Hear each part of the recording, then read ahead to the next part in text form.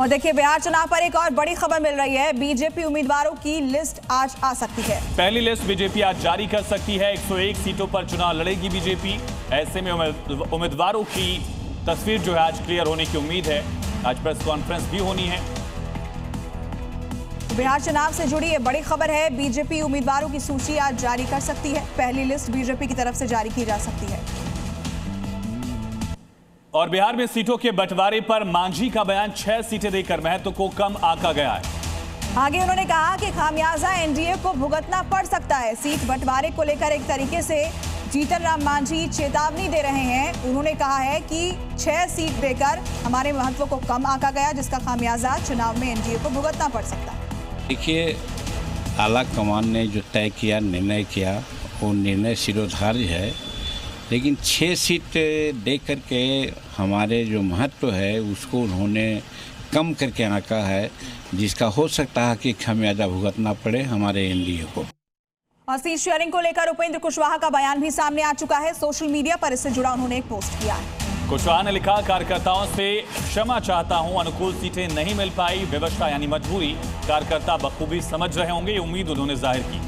उन्होंने लिखा कि कई घरों में खाना नहीं बना होगा। कार्यकर्ताओं से उन्होंने माफी मांगी है। सोशल मीडिया पर उन्होंने पोस्ट किया है सीट बंटवारे के बाद। और बिहार चुनाव को लेकर बड़ी खबर है। पटना में एनडीए की प्रेस कॉन्फ्रेंस आज होगी। उम्मीदवारों का ऐलान किया जा सकता है। एनडीए में सीट शेयरिंग फाइनल हो चुका है। बीजेपी 101, जेडीयू 101, चिराग पासवान की पार्टी 29 सीटों पर, वहीं जीतन राम मांझी की पार्टी को 6 सीटें और उपेंद्र कुशवाहा को 6 सीटें मिली हैं। और आज उम्मीदवारों का ऐलान किया जा सकता है। तो सीट शेयरिंग कल फाइनल हुई, आज उम्मीदवारों के ऐलान की संभावना।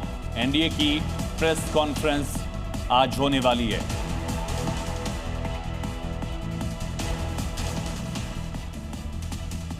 तो एक तरफ जहां महागठबंधन में सीट शेयरिंग को लेकर पेश फंसा है, वहीं एनडीए ने अपना सीट शेयरिंग का फॉर्मूला तय कर दिया, जिसमें पहली बार एक तरह से बीजेपी और जेडीयू बराबर की सीटों पर 101 सीटों पर लड़ने वाले। देखिए, ग्राफिक्स के जरिए आपको दिखा रहे हैं। एलजेपीआर को 29 सीटें, हमको 6 सीटें मिली है, आरएलएम को 6 सीटें दी गई है। यानी सीट शेयरिंग का फॉर्मूला तय हो चुका है, लेकिन उम्मीदवारों की सूची आने अभी बाकी है। कहा यह जा रहा है कि आज उम्मीदवारों के नाम फाइनल हो सकते हैं, लिस्ट सामने आ सकती है।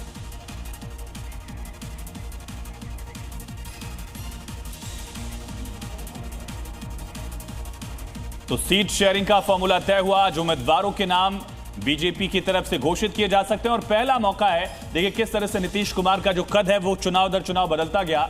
जेडीयू ने 2005 के चुनाव में 138 सीटों पर चुनाव लड़ा था और बीजेपी 102 सीटों पर 2005 के चुनाव को लड़ी थी। देखिए, 2010 विधानसभा चुनाव की बात करें तो जेडीयू को 101 सीटें मिली थी चुनाव लड़ने के लिए। बीजेपी ने 102 सीटों पर चुनाव लड़ा था, लेकिन कहा यह जा रहा है कि अब कद कैसे कम होता जा रहा है। दोनों पार्टियों के बीच का अंतर आपको सीटों के जरिए समझ में आएगा। और जो पिछला विधानसभा चुनाव था 2020 का, उसमें भी जेडीयू 115 सीटों पर चुनाव लड़ी। बीजेपी को 5 सीटें कम मिली, कोटे में 110 सीटों पर लड़ी।